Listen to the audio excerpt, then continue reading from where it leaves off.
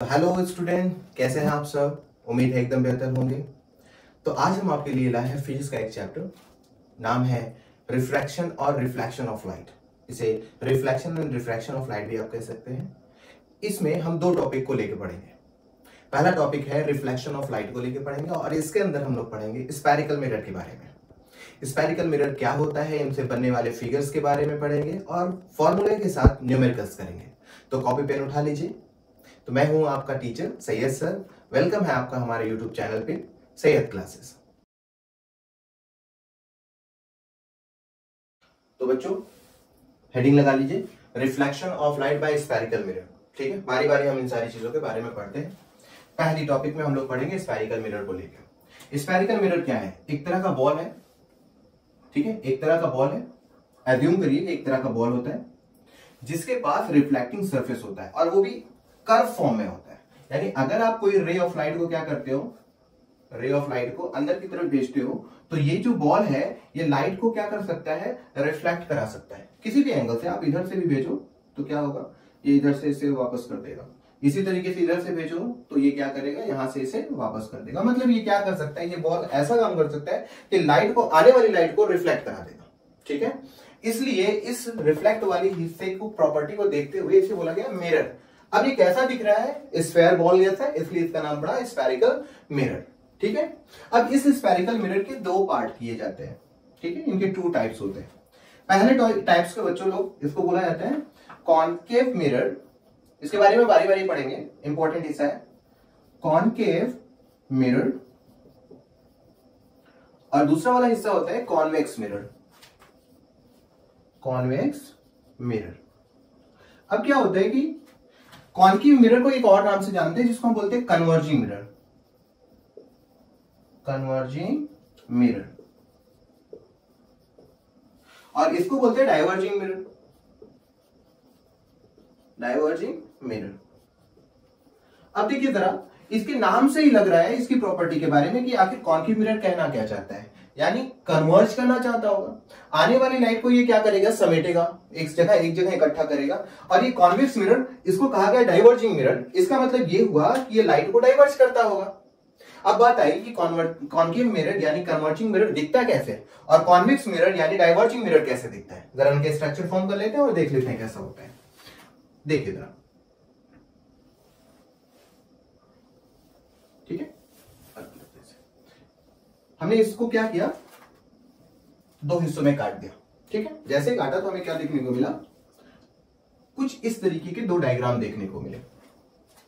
अगर एज्यूम किया जाए कि मैं बाहर के हिस्से को पॉलिश कर दूं, मतलब पेंट कर दूं, और इसके अंदर के हिस्से को पेंट कर दूं, तो इसके रिफ्लेक्टिंग सरफेस, पहले वाले ए के रिफ्लेक्टिंग सरफेस अंदर की साइड होंगे। मैं इनको ऐसे निशान लगा दूं तो ये अंदर की साइड में हो जाएंगे क्या, रिफ्लेक्टिंग सरफेस। और इसमें क्या होगा, बाहर इसका क्या होगा, रिफ्लेक्टिंग सरफेस। अब ऐसा मिरर, ऐसा कर्व मिरर जिसका रिफ्लेक्टिंग सरफेस अंदर की साइड हो, वो क्या करता है, सारी की सारी लाइटों को जो आती है ना उसके पास, वो सारी की सारी लाइटों को समेट देता है एक जगह पे। जबकि हम दूसरे वाले को देखें तो इनका जो रिफ्लेक्टिंग सरफेस है ये बाहर की तरफ है। यानी अगर मैं कोई भी रे ऑफ लाइट को इसके ऊपर फेंकूं तो ये क्या करेगा, आने वाली लाइट को समेटने के बजाय बिखेर देगा। इसलिए इनकी प्रॉपर्टी को देखते हुए पहले वाले को यानी ए को नाम दिया गया कॉनकेव मिरर। Concave mirror. और बी को दिया गया कॉन्वेक्स मिरर। ठीक है, इसको कहा गया कॉन्वेक्स मिरर। क्लियर हो गया। चलिए जरा एक बार देख लेते हैं रे ऑफ लाइट किस तरीके से काम करती है। ठीक है, रे ऑफ लाइट को जरा देखा जाए, पहला एक एग्जांपल में देख लेते हैं। अगर मैं यहां पर इस तरीके से कॉनकेव मिरर बना लूं, ठीक है, कॉनकेव मिरर बना लिया। अब इसके अंदर वाला हिस्सा क्या होगा, रिफ्लेक्टिंग सरफेस होगा। हम क्या करते हैं 5 रे ऑफ लाइट को हम पास कर देते हैं, या कह सकते हैं लेजर लाइट को हम पास कर दे रहे हैं। ठीक है, 5 4 कुछ भी लेके आप आराम से इसके ऊपर पास कर सकते हो लेजर लाइट। क्या देखने को मिलता है, अंदर जाने वाली सारी की सारी रोशनी सिमट के अंदर ही रह जा रही है, बाहर की तरफ नहीं आ पा रही है। इसका मतलब ये क्या कर रहा है, ये जाने वाली लाइट यानी जो लाइट इस मिरर की तरफ आ रही है वो सारी लाइटों को समेट दे रहा है। देखो सारी लाइटें क्या हो रही है, अंदर की तरफ जा रही है, बिल्कुल इस तरीके से जैसे एक कटोरा होता है ना, जिसमें बाउल कह सकते हैं, अगर कोई गोली उसके अंदर या है ना गोली इसके अंदर ऐसे डाले तो सारी की सारी गोलियां जो अंदर जाती हैं वो बाहर की तरफ नहीं आती, सब के सब सेंटर की तरफ भागती है। ठीक है, अगर मैं अपने हाथ को ऐसे करूं और एक पॉइंट पे इस जगह पे ऐसे मैं करूं, ठीक है, और मैं इस समझ के रखो ये क्या है, गोली है, अगर मैं इसको यहां पर गिराऊं तो ये देखो कहां जा रहा है, सेंटर में, यहां पे गिराऊं तो भी सॉरी भाग गया नीचे, है ना। तो अगर मैं इसको इस साइड से यहां से गिराऊं तो ये किधर की तरफ जाता है, नीचे की तरफ। यानी कोई भी रे ऑफ लाइट आप गिरा रहे हो तो ये हमेशा किधर की तरफ भेजता है, सेंटर की तरफ। इसकी वजह ये है कि ये कर्व हिस्से अंदर की तरफ रिफ्लेक्टिंग सरफेस है। क्लियर हो गया बात? चलिए अब इसमें देख लीजिए जरा क्या होता है, यहीं पे बना लेते हैं। ठीक है, अगर इसमें देखा जाए तो पॉलिश एरिया क्या है, अंदर की तरफ कर लो, और बाहर के हिस्से में हम क्या करते हैं, रिफ्लेक्टिंग सरफेस में रे ऑफ लाइट को पास कर देते हैं। अब क्या होता है, अगर रे ऑफ लाइट इसके अंदर जाएगी तो ये क्या करता है, सारी रे ऑफ लाइट को अंदर भेजने के बजाय बाहर भेज देता है, डाइवर्ज कर देता है, उनके रास्ते को इधर उधर भटका देता है, इसलिए इसको बोला गया डाइवर्जिंग मिरर। क्लियर हो गया? चल नोट कर लीजिए, नोट कर लीजिए, हो गया। चल अब इसके बारे में बात करते हैं। ठीक है, कुछ प्रॉपर्टीज होती हैं, यानी इमेज के फॉर्मेशन के बारे में और कुछ इंपॉर्टेंट पॉइंट्स के बारे में बात करते हैं। ठीक है, कुछ इंपॉर्टेंट पॉइंट्स में जैसे कि आता है प्रिंसिपल एक्सिस क्या हो गया, ठीक है, कॉनकेव मिरर में पोल क्या हो गया, सेंटर ऑफ कर्वेचर क्या हो गया, ये सारी कुछ पॉइंट्स हैं। इन पॉइंट्स को जरा देखते हैं कि क्या हो, क्या कहते हैं। पहले एक डायग्राम बनाते हैं कॉनकेव मिरर का, ये रहा हम लोग का डायग्राम कॉनकेव मिरर। ठीक है, इसके बाहर के हिस्से को क्या कर लिया जाता है, पेंटेड कर लिया जाता है। ठीक है, अब क्या करेंगे, अगर अच्छा ये कॉनकेव मिरर आया कहां से होगा, स्फेरिकल मिरर से, तो इसे इसका स्फेयर ऐसे मान लिया जाए तो ये स्फेयर होगा, तो इस स्फेयर का ये क्या हुआ, सेंटर, लाइट को ऐसे पास कर दो एक तरीके से जो सेंटर से होकर इंटरसेक्ट करते हुए कहां से जाए, कॉनकेव मिरर से होते हुए जाए। ठीक है, अब देखिए क्या होता है, ये जो लाइन जा रही है ना सेंटर ऑफ द सर्कल से और इंटरसेक्ट करते हुए कॉनकेव मिरर से, इस रे ऑफ लाइट को हम नाम देते हैं प्रिंसिपल एक्सिस। क्या नाम देते हैं, प्रिंसिपल एक्सिस का नाम देते हैं, पीए, प्रिंसिपल एक्सिस के नाम से। ठीक है, और ये जो इंटरसेक्शन पॉइंट ये वाला हिस्सा है ना, इसको हम लोग बोलते हैं पोल।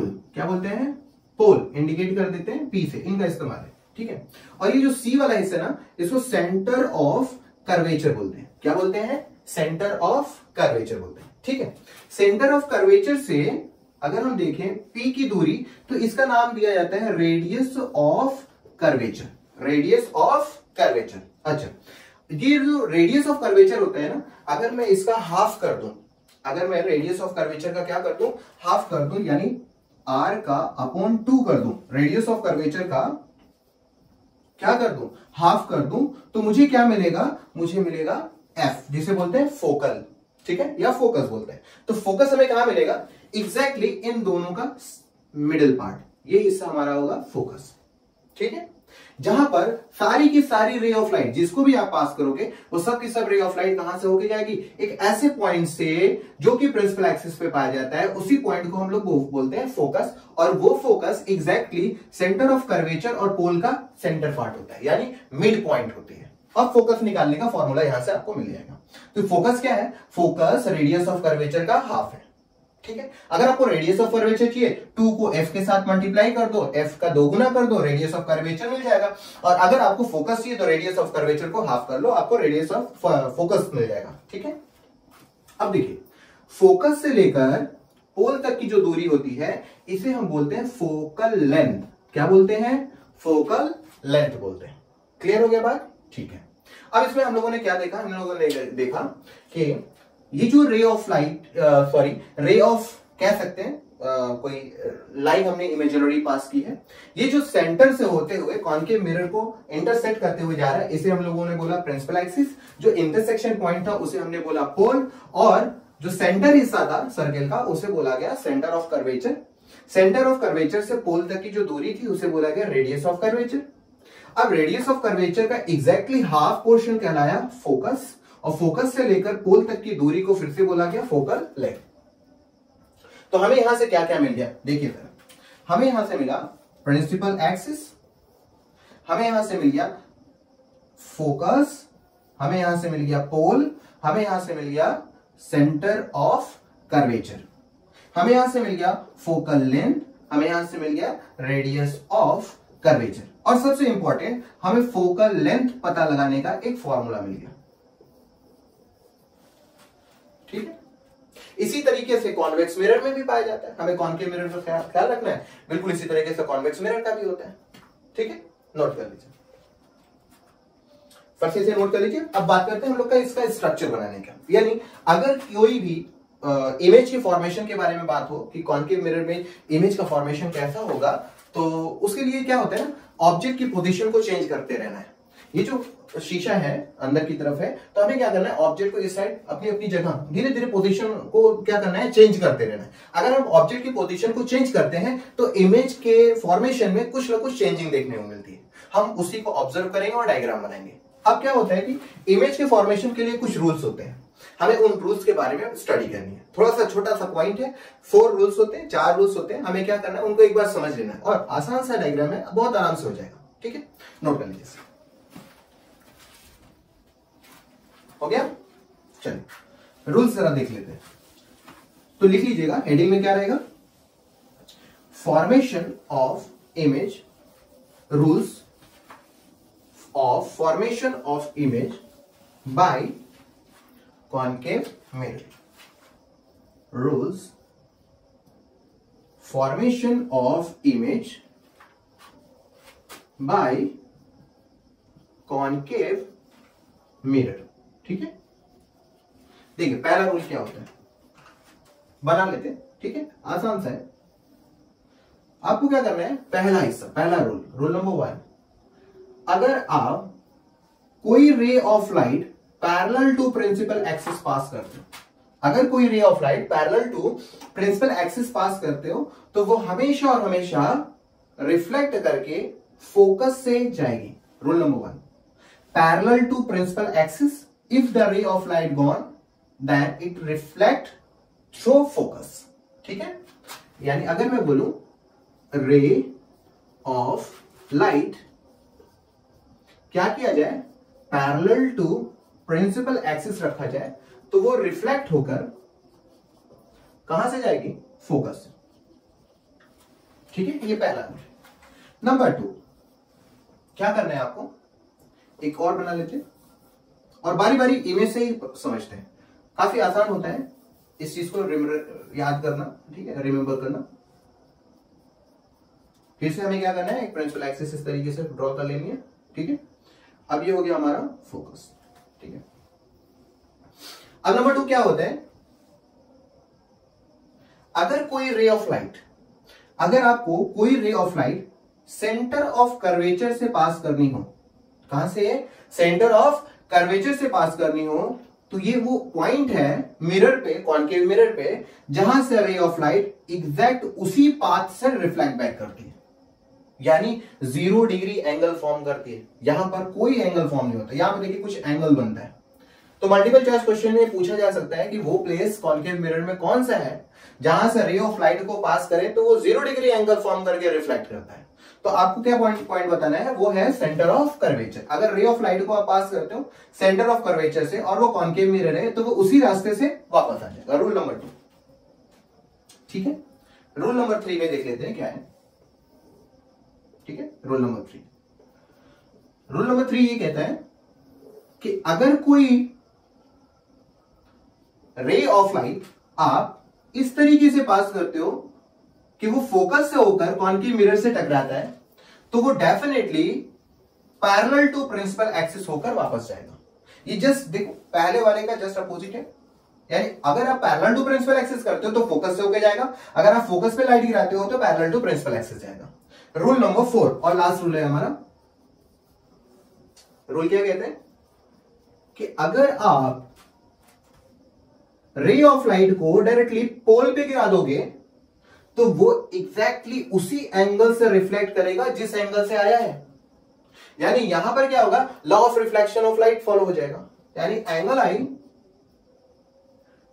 एंगल आर क्या हो जाएगा, angle i is equal to angle r हो जाएगा। यहां पर ये देखने को मिलता है। तो हमारे पास कुल 4 रूल है। पहला, अगर पैरेलल टू प्रिंसिपल एक्सिस पे रे ऑफ लाइट को पास करेंगे आप, तो वो कहां से होके जाएगा, फोकस से होके जाएगा। अगर आप फोकस से पास करते हो तो वो उसी अगर वो आप सेंटर ऑफ कर्वेचर से पास करते हो रे ऑफ लाइट को, तो वो इसी एंगल से रिटर्न वापस चला जाता है। तीसरा रूल ये कहता है कि अगर आप फोकस पे रे ऑफ लाइट को गिराते हो तो वो क्या करता है, प्रिंसिपल एक्सिस के पैरेलल पे रिफ्लेक्ट कर जाता है। चौथा रूल ये कहता है अगर आप पोल पे गिरा दो रे ऑफ लाइट को तो सेम एंगल से वो क्या करेगा, रिफ्लेक्ट कर जाएगा। तो ये 4 रूल्स हैं, ठीक है। इन्हीं रूल्स को फॉलो करते वक्त हम लोग क्या करेंगे, इमेज के फॉर्मेशन को देखेंगे। बारी बारी हम लोग रूल्स को फॉलो करेंगे और बड़े आसानी से, बहुत ही आसानी से आप देखेंगे, फटाफट आपको याद होता चला जाएगा, सारे के सारे इमेज के फॉर्मेशन हो जाएंगे। रूल्स नोट कर लीजिए, फिर हम लोग फॉर्मेशन पे चलते हैं।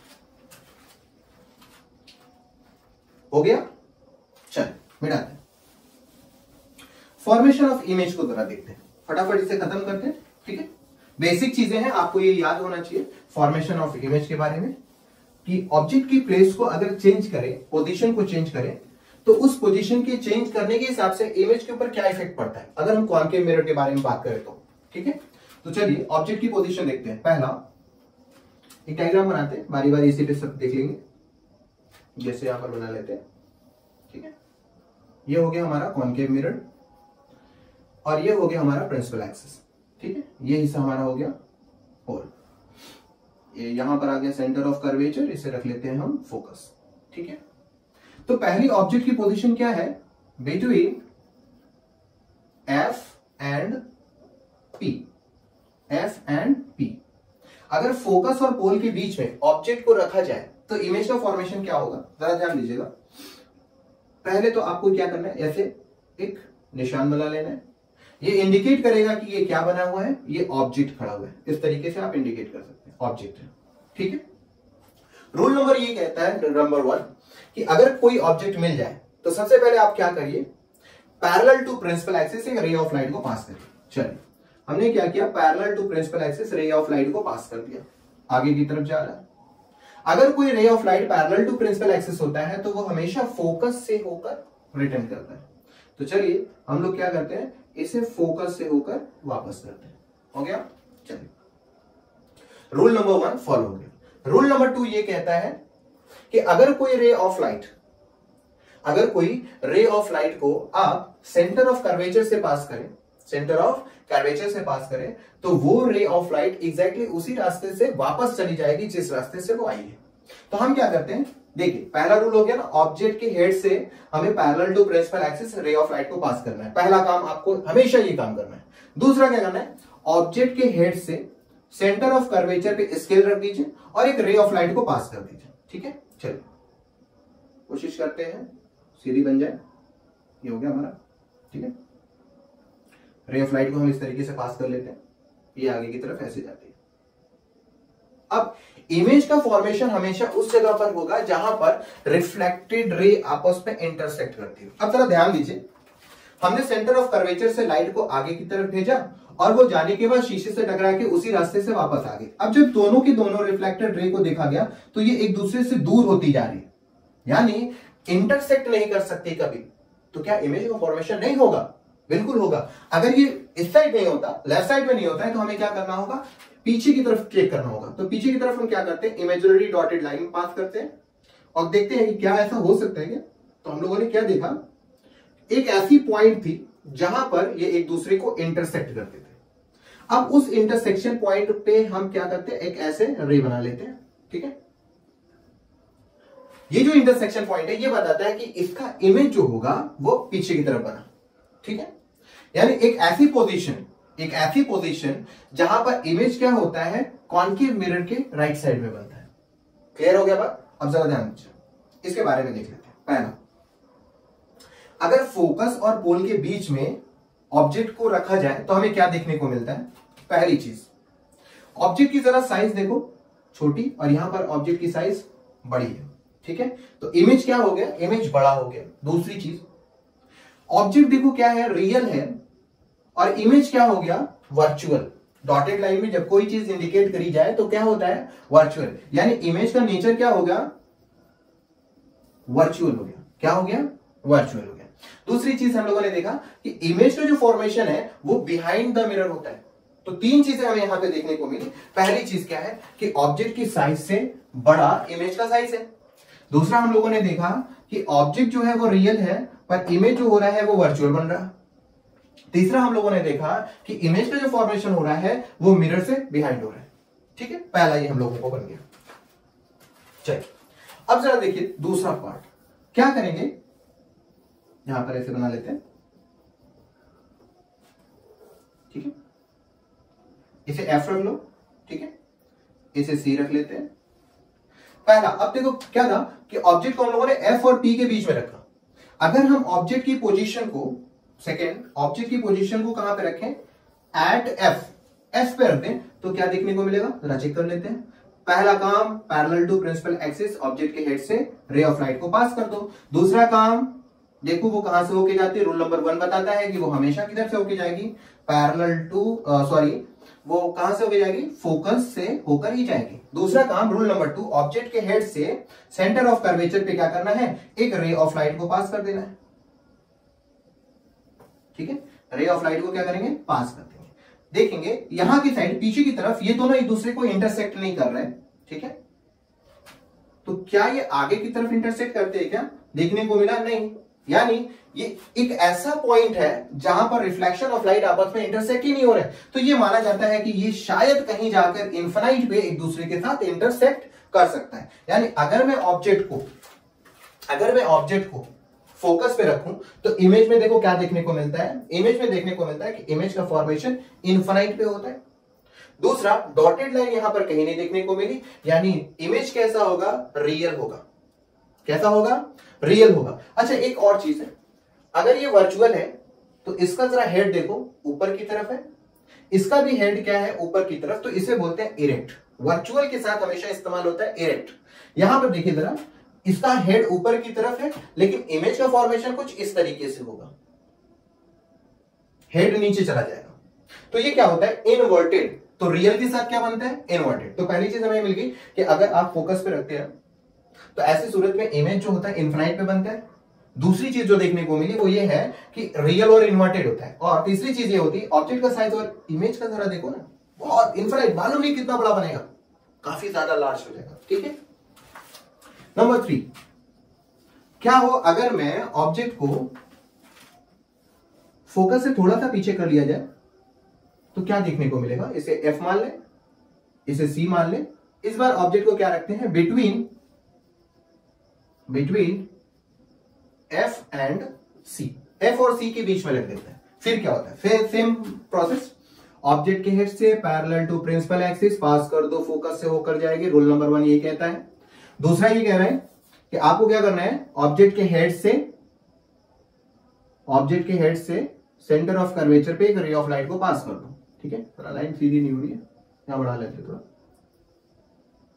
तो क्या देखने को मिलता है, ये रे ऑफ लाइट पीछे की तरफ क्या होती है, एक दूसरे से इंटरसेक्ट करती है।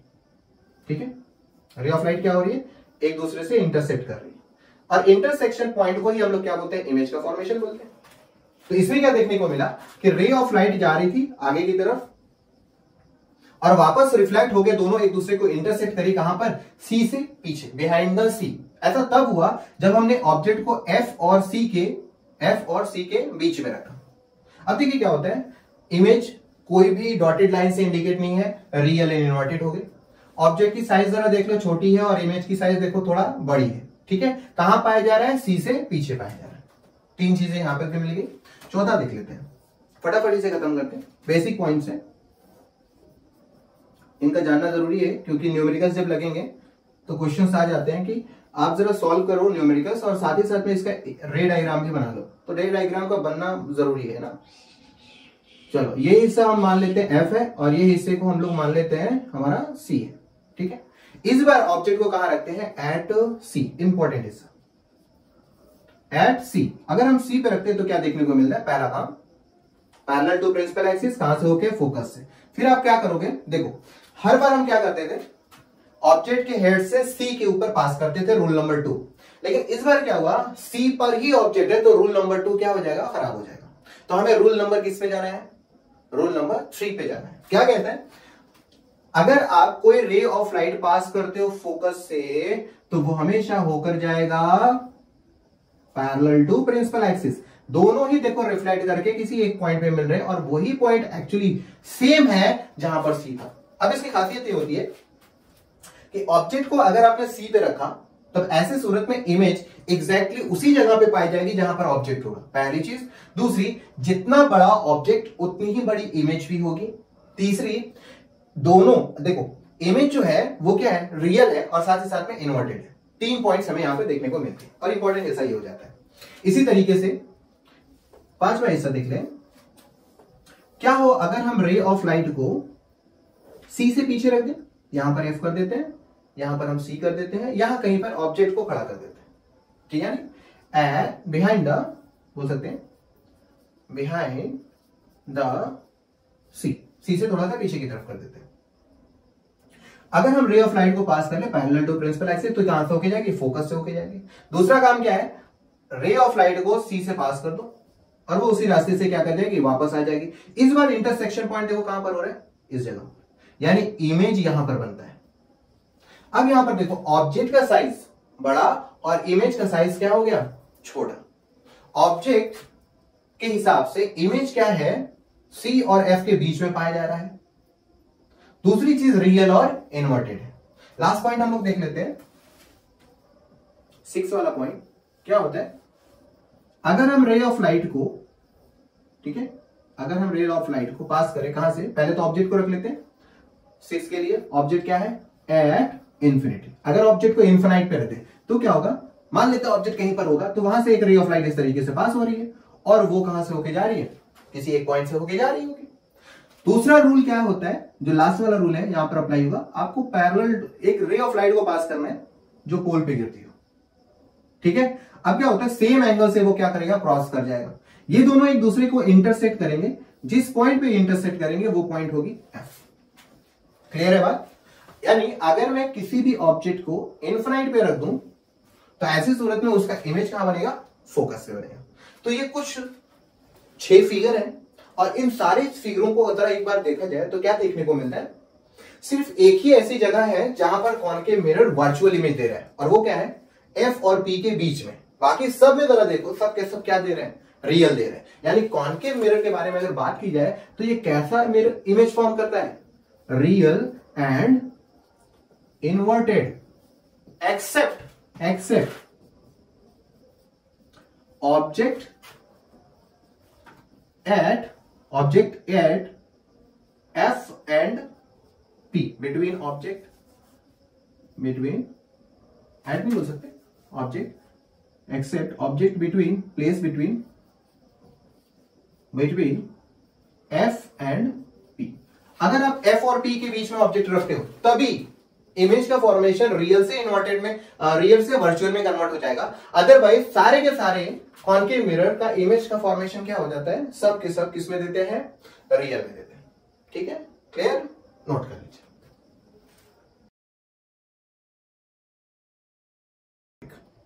छोटा सा पर इंपॉर्टेंट सा, जो कि न्यूमेरिकल्स में बहुत ज्यादा इस्तेमाल होने वाला है। जो एग्जाम में क्वेश्चन आते हैं बोर्ड में स्फेरिकल मिरर से या लेंस से, उन सारे के बारे में हम लोग एक छोटा सा, बहुत ही बेसिक चीजें उनके बारे में स्टडी करेंगे। और वो बेसिक चीजें क्या है, साइन कन्वीनियंस, यानी साइन कन्वेंशन, यानी क्या कह सकते हैं, प्लस का साइन या माइनस का साइन, ऑब्जेक्ट की दूरी में साइन रखा जाए प्लस या माइनस, ये सारी चीजों के बारे में हम यहाँ पर पढ़ेंगे। सारे बच्चों को बड़ा दिक्कत भी होता है, बहुत सारे बच्चे इसको समझ जाते हैं और कुछ बच्चे ऐसे होते हैं जो इसमें कंफ्यूज रहते हैं। तो आज का जो वीडियो होगा वो सारी कंफ्यूजन को आपको पूरी तरह से मिटा देगा। तो लगे रहिए हमारे साथ और पढ़ते हैं हम लोग क्या, साइन कन्वेंशन। ठीक है, आज इसको बहुत अच्छे तरीके से समझेंगे, आखिर ये होता है क्या और किस तरीके से इसको अप्लाई किया जाता है। मैथ में आप लोगों ने पढ़ा है कुछ इस तरीके का डायग्राम, है ना, तो बोल सकते हैं ना आप, ग्राफ रिप्रेजेंटेशन हो सकता है ऐसे। अगर आप इसे एक्स एक्सिस मानो तो ये आपका होता है वाई और ये आपका हो जाता है वाई डैश और इसे आप मान लेते हो एक्स डैश। याद करने का बढ़िया सा तरीका है, देखिए क्या होता है। इस हिस्से को आप क्या मान लो, एक मिरर मान लो ऐसे। क्लियर हो गया बात, हम ये इसको मिटा दे रहे हैं, ठीक है, मिरर मान लो। इस पोर्शन को जो एक्स एक्सिस की तरफ पाया जाता है इसे हम बोलेंगे राइट साइड, ठीक है, राइट साइड बोलेंगे। तो उसके हिसाब से ये वाला हिस्सा क्या हुआ, लेफ्ट, ठीक है, लेफ्ट साइड हुआ। अगर हम लेफ्ट साइड बोले तो ऊपर जो वाई एक्सिस है इसे क्या बोलेंगे, अप साइड, और नीचे जो एक्स वाई डैश है इसे बोलेंगे डाउन साइड, डाउन साइड बोलेंगे, ठीक है। तो हमें पहले क्या मिल गया, हमें मिल गया कि इस ग्राफ में, इस फिगर में हमें कुछ 4 पॉइंट्स मिले। अगर हम राइट साइड की तरफ जाएं तो हमें एक्स एक्सिस मिलेगा, इस साइड की तरफ एक्स एक्सिस की तरफ को हम क्या बोल सकते हैं, राइट साइड बोलेंगे। एक्स डैश वाले को हम लेफ्ट साइड बोलेंगे, वाई वाले हिस्से को अप साइड बोलेंगे, और वाई डैश वाले हिस्से को डाउन साइड बोलेंगे, ठीक है। तो अगर मैं इस फिगर को कुछ इस तरीके से बनाऊं, ऐसा,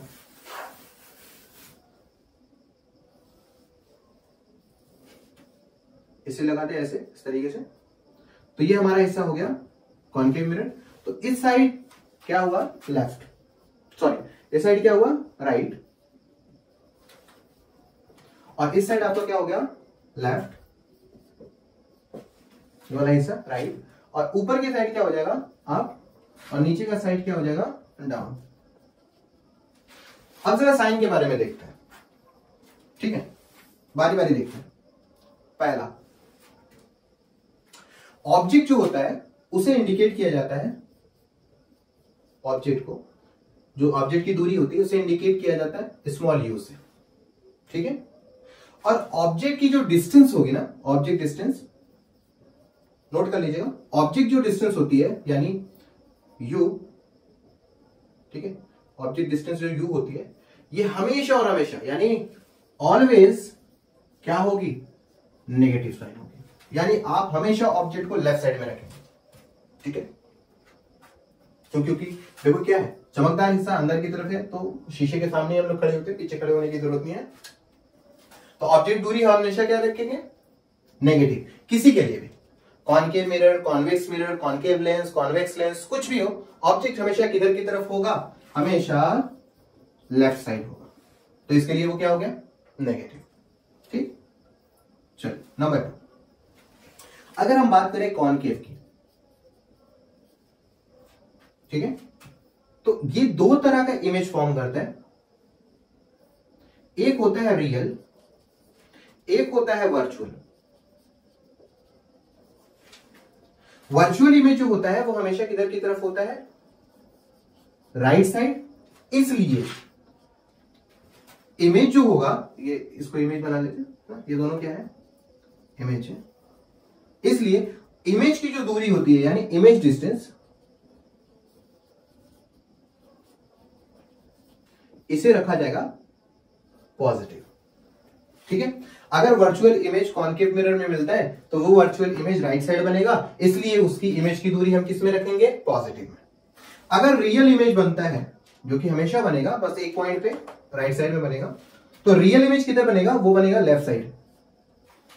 अगर लेफ्ट साइड होता है तो इसकी इमेज की दूरी, इमेज डिस्टेंस, जिसे हम v से इंडिकेट करेंगे, वो कैसा होगा, वो हमेशा नेगेटिव होगा। क्लियर होगी बात। अगर हम कॉन्वेक्स की बात कर लें, कॉन्वेक्स की, तो इसका जो इमेज फॉर्म होता है वो हमेशा और हमेशा किधर होगा, राइट साइड,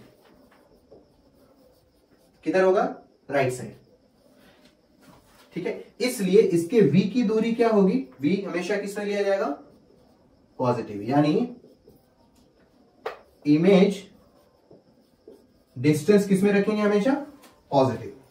क्लियर हो गया। चलिए अगला पॉइंट, अगर हम बात करें फोकस की, किसके, कॉनकेव की,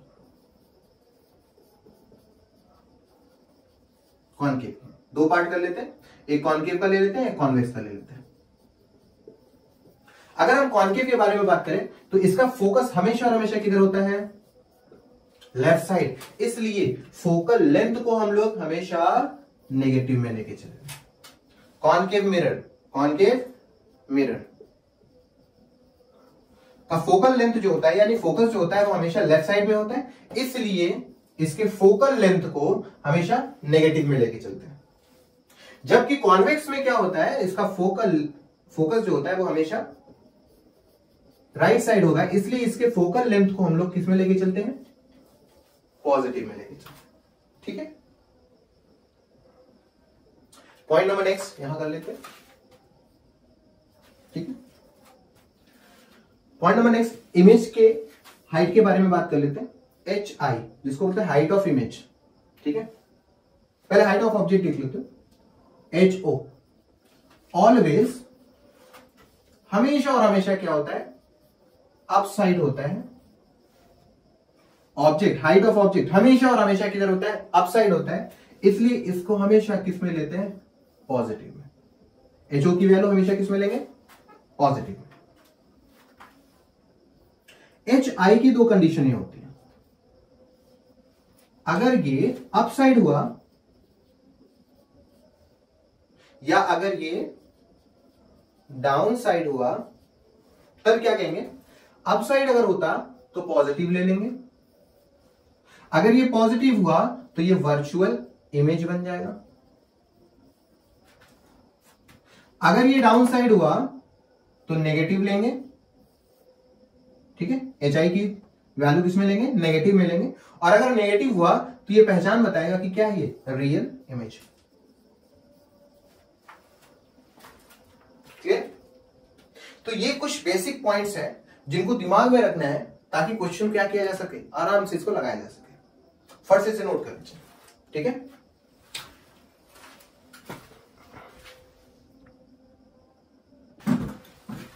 हो गया? चलिए एक पॉइंट और देख लेते हैं मैग्निफिकेशन को लेके, फिर इनके फॉर्मूले में देखते हैं, न्यूमेरिकल्स लगाते हैं और प्रैक्टिस करते हैं क्वेश्चन, क्योंकि इसमें जो मोस्टली पूछे जाने वाला सवाल होता है ना, वो होता है न्यूमेरिकल्स, और ये बेसिक रूल्स है। अगर आप बेसिक रूल्स नहीं जानोगे, साइन के बारे में नहीं जानोगे, तो आप क्वेश्चन को लगा पाना बड़ा मुश्किल हो जाएगा। ठीक है, तो साइन को जानना बहुत जरूरी है। अब उसी पॉइंट में एक पॉइंट और आता है, मैग्निफिकेशन। इस मैग्निफिकेशन में दो पॉइंट होती है।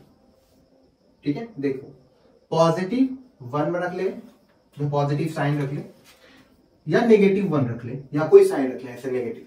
ठीक है, अगर मैग्निफिकेशन की वैल्यू प्लस में आती है और उसके साथ 1 हो, तो उससे हमें क्या समझ में आएगा, देख,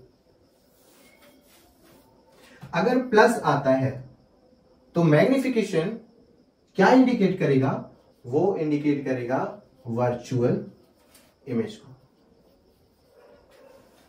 किसको, वर्चुअल इमेज को इंडिकेट करेगा।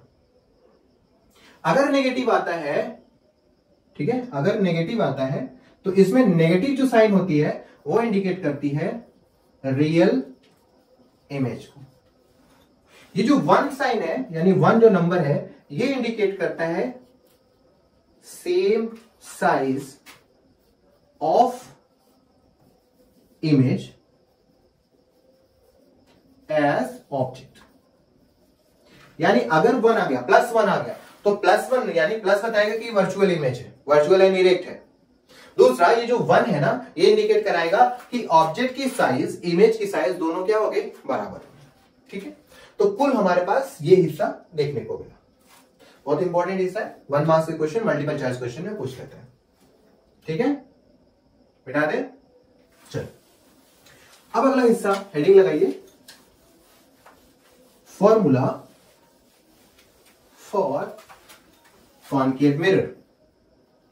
ठीक है, फॉर्मूला फॉर कॉनकेव मिरर, या कह सकते हैं फॉर्मूला ऑफ स्फेरिकल मिरर।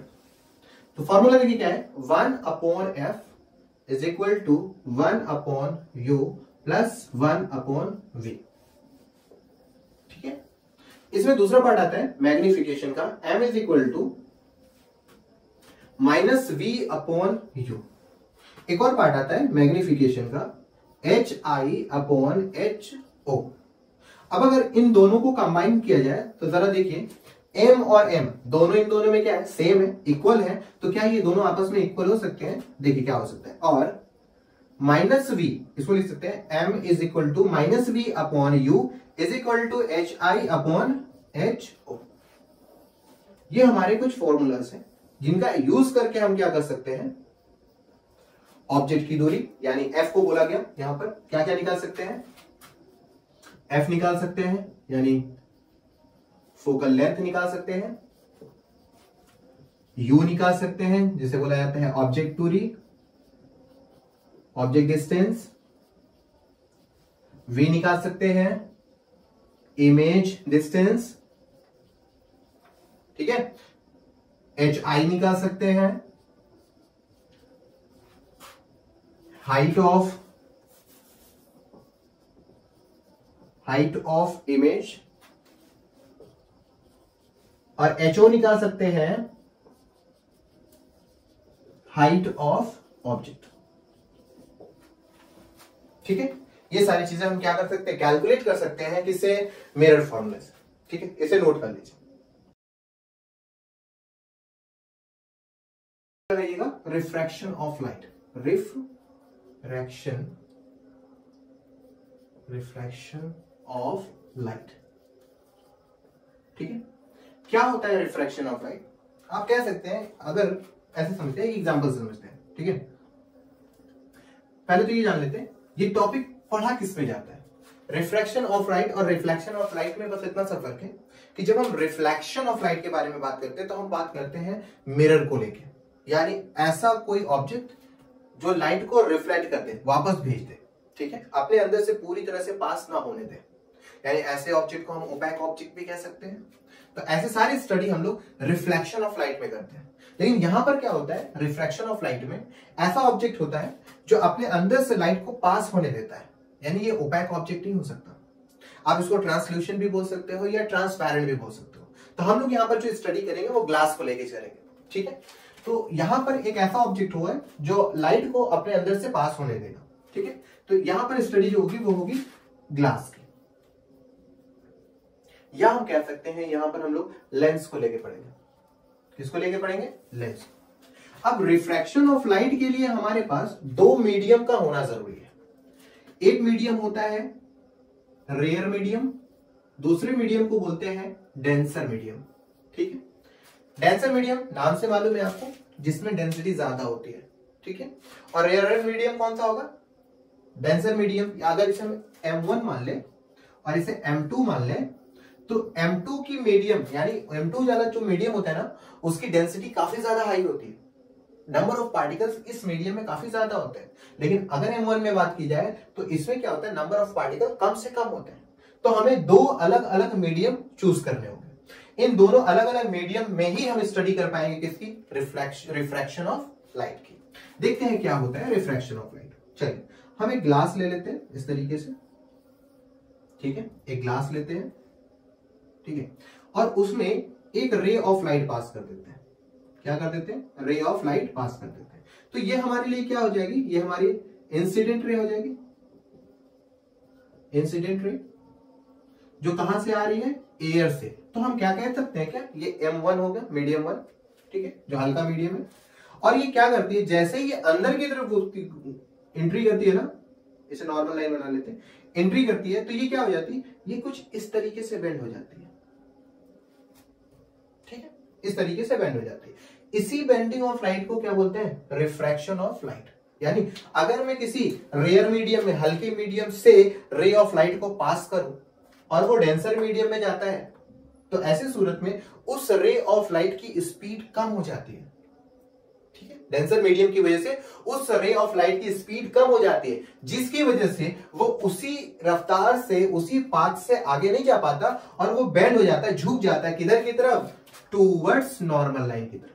किधर की तरफ, टूवर्ड्स नॉर्मल लाइन। और इसी को हम बोलते हैं रिफ्रैक्शन ऑफ लाइट। क्लियर हो गया, आया समझ में? इस हिस्से को हम बोल देंगे मीडियम 2, और ये मीडियम 2 आपका क्या हो जाएगा, ये हो जाएगा ग्लास। ठीक है, अब इसके कुछ रूल्स होते हैं। उस रूल्स में एक लॉ आता है, उस लॉ को बोलते हैं स्नेल्स लॉ। स्नेल्स लॉ ये आपका बहुत इंपॉर्टेंट लॉ है। ठीक है, क्या होता है स्नेल्स लॉ, जरा देखिए। नॉर्मल लाइन और इंसिडेंट रे के बीच में ये क्या है, I, और यहां पर देखिए ये हो जाता है R। यहां पर R रिफ्लेक्शन नहीं है, R रिफ्रैक्शन है।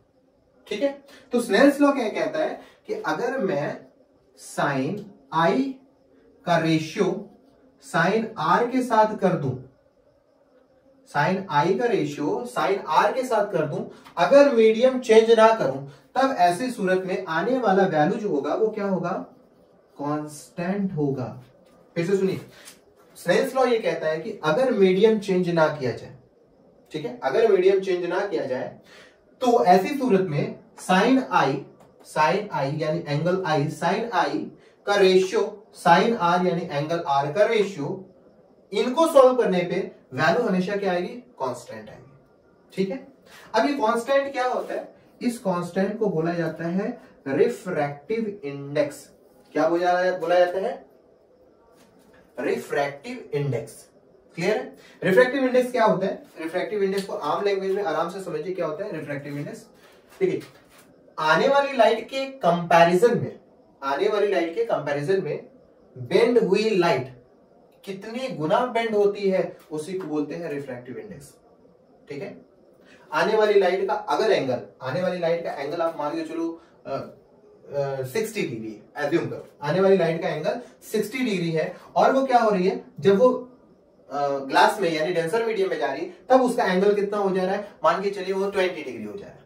तो मैं आपसे पूछूंगा कि आने वाली लाइट के एंगल के हिसाब से जो बेंड हुई लाइट का एंगल है, उनमें फर्क क्या पाएगा, तो आप बोलेंगे सर 40 डिग्री बेंड हो गई और झुक गई, यानी और कम हो गई 40 डिग्री। तो ये 40 डिग्री क्या हुआ, वो उसको रिफ्रैक्टिव इंडेक्स शो करता है।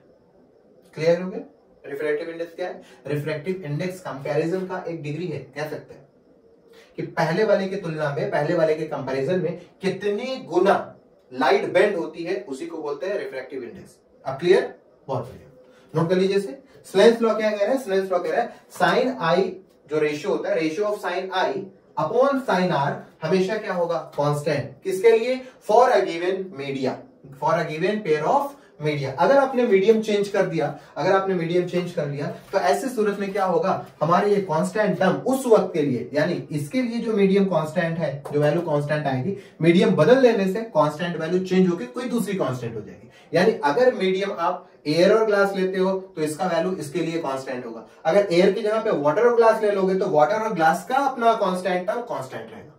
मीडियम को बदलते ही कांस्टेंट टर्म भी बदल जाएगा। क्लियर है, नोट कर लीजिए, हो गया। चलिए, अब देखिए हमें क्या मिला, रिफ्रैक्टिव इंडेक्स का एक फॉर्मूला। चलिए नोट कर लेते हैं यहां पर, रिफ्रैक्टिव इंडेक्स का formula r i, refractive index का फॉर्मूला है sine i upon sine r, पहला फॉर्मूला। अब ये फॉर्मूला अप्लाई कहां होता है, ये फॉर्मूला कहां अप्लाई होता है, अगर कोई क्वेश्चन न्यूमेरिकल्स आपके बोर्ड के एग्जाम में आता है और उस बोर्ड के एग्जाम में ये कहा जाए कि 40 degree angle, 35 degree angle, 20 degree angle, यानी उस क्वेश्चन में जो वैल्यूज है वो एंगल को लेके बात कर रही है। किसको लेके बात कर रही है, वो एंगल को लेके बात कर रही है। तो ऐसी सूरत में आंख बंद करके आप क्या करोगे, refractive index sine i upon sine r value लगाओगे। अब याद रखना, डरने का जरूरत नहीं है, अगर कोई एंगल 35.4 डिग्री दे दिया जाए तो बोर्ड में आपको इसकी वैल्यू जरूर मिलेगी। ठीक है, आराम से इसकी वैल्यू रख के डिवाइड कर लेना, आंसर आ जाएगा। क्लियर है इतनी बात। चलिए अब जरा देखते हैं रिफ्रैक्टिव इंडेक्स का दूसरा फॉर्मूला क्या होता है भाई, चेक कर लेते हैं, यहां पर आते हैं। ठीक है, मिटा ले इसे, नोट कर लिया, हो गया है। चलिए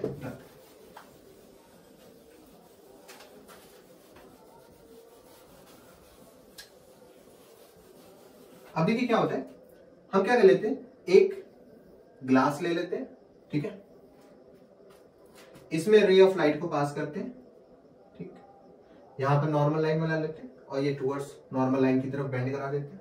ठीक है, इस मीडियम को M1 मीडियम मान लेते हैं, और M1 मीडियम कौन है, यहां पर एयर है। ठीक है, इसे हम लोग मीडियम 2 मान लेते हैं, और ये मीडियम क्या होगा, ये हो जाएगा ग्लास।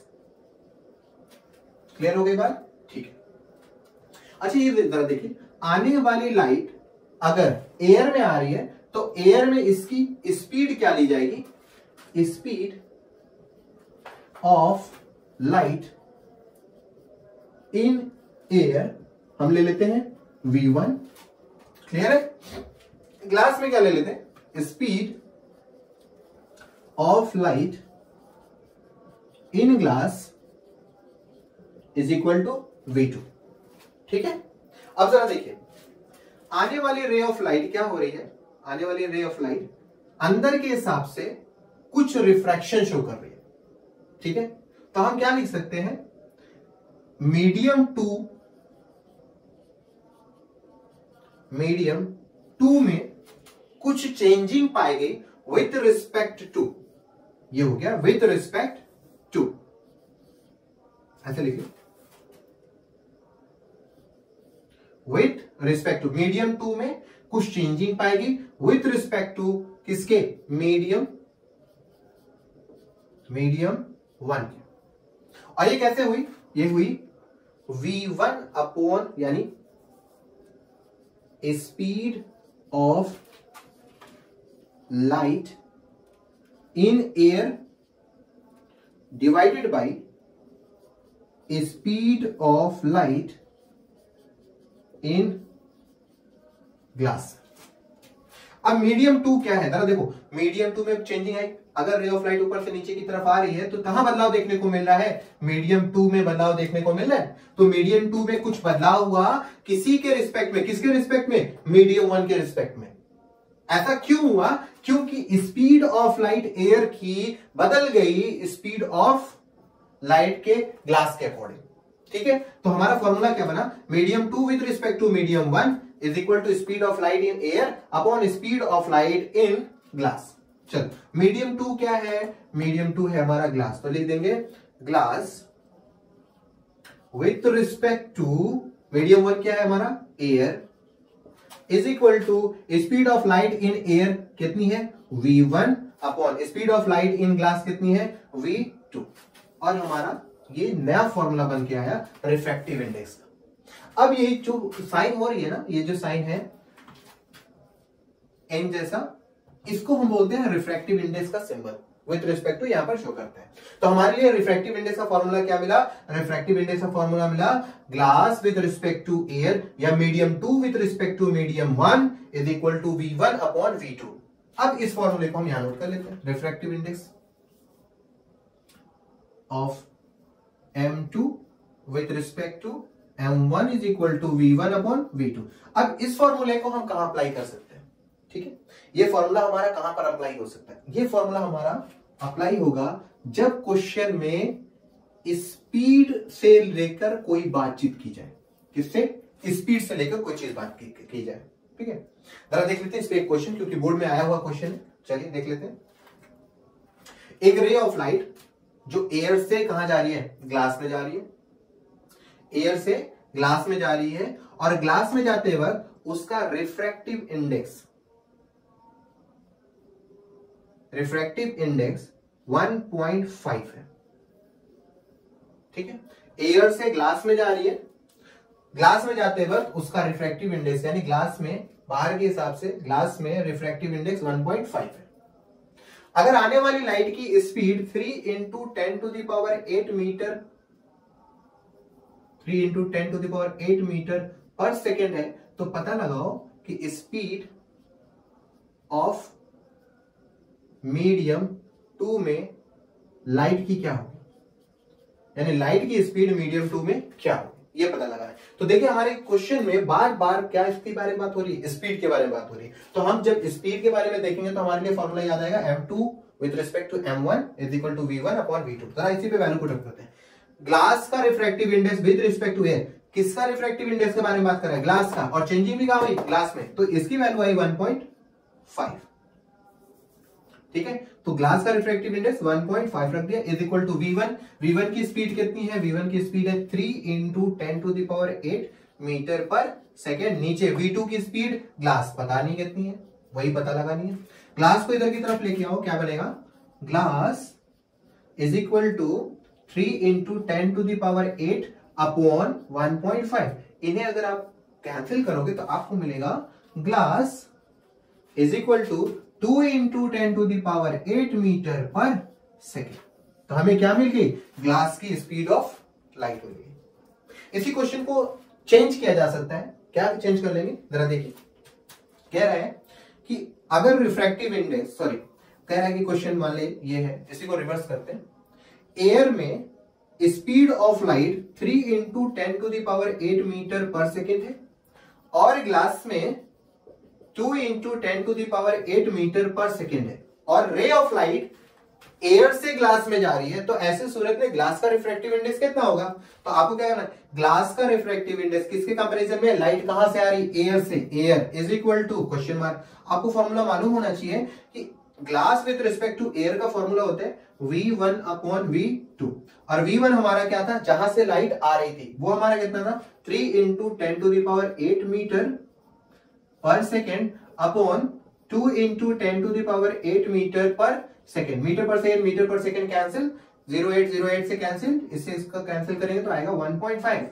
ठीक है, और यही एक वजह होती है कि रिफ्रैक्टिव इंडेक्स की कोई यूनिट नहीं होती, क्योंकि डिवीजन के दौरान पे मीटर पर सेकेंड एक दूसरे से कैंसिल हो जाते हैं और रिफ्रैक्टिव इंडेक्स का कोई वैल्यू यानी कोई यूनिट नहीं पाई जाती। तो इस क्वेश्चन से यानी इस फॉर्मूले से हम लोगों को यह समझ में आया कि हम क्या सॉल्व कर सकते हैं। अगर साइन आई और साइन आर के फॉर्म में हो तो हम एंगल का यूज करेंगे, क्वेश्चन में एंगल आया तो साइन आई साइन और आर का यूज कर लेंगे, एंगल की वैल्यू ऑलरेडी बोर्ड पे क्वेश्चन में दी हुई होगी। अगर V1 अपॉन V2 यानी अगर क्वेश्चन में स्पीड को लेके बात करें, स्पीड पता लगाइए, रिफ्रैक्टिव इंडेक्स दिया है, दो स्पीड आपको दी है, रिफ्रैक्टिव इंडेक्स पता लगाइए, तो हमें फॉर्मूला नंबर 2 को इस्तेमाल करना है। इसके लिए हम लोगों ने 2 क्वेश्चन की यहाँ पे प्रैक्टिस की और ये एनसीईआरटी के क्वेश्चन है और ये बोर्ड में एग्जाम में कई बार आ चुके हैं। ठीक है, तो इसको आप घर पे एक बार फिर से प्रैक्टिस कर लीजिएगा, नोट कर लीजिएगा फिलहाल।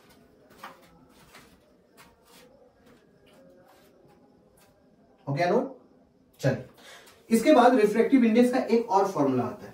सर कितने फॉर्मूले, 3 फॉर्मूले बेटा लोग, कितने फॉर्मूले, 3 formulas. There are 3 formula of refractive index.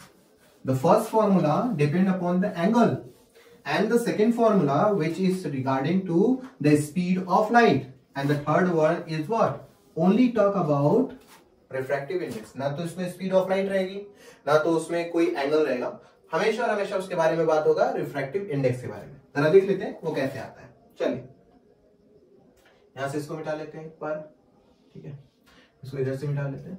चलो देखते हैं, एक रे ऑफ लाइट क्या हो रही है, एयर से किसमें जा रही है, ग्लास में। तो ये हो गया हमारा M1 और ये हो गया हमारा M2। इसके अंदर V1 की स्पीड, इसके अंदर V2 की स्पीड।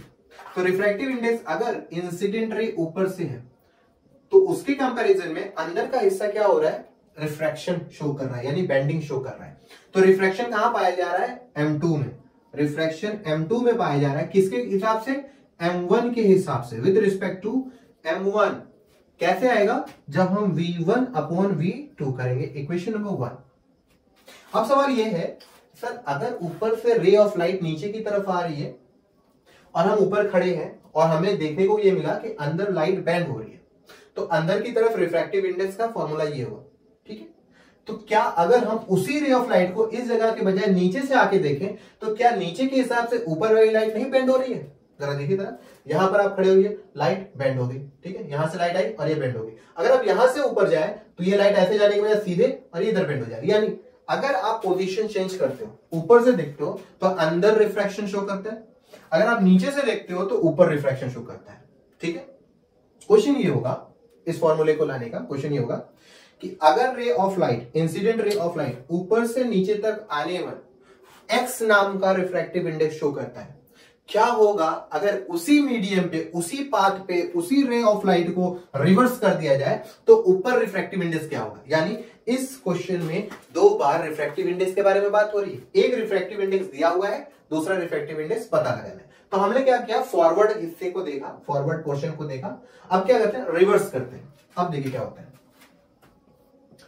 हमने ये ग्लास कर लिया और ग्लास में से इंसिडेंट रे को पास करके बाहर की तरफ मोड़ लिया। अब ये क्या है आपका M1 और ये है आपका M2, ये हो गया V1 और ये हो गया V2। अब जरा देखिए रिफ्रैक्टिव इंडेक्स क्या हो रहा है, रिफ्रैक्टिव इंडेक्स पाया जा रहा है M1 में।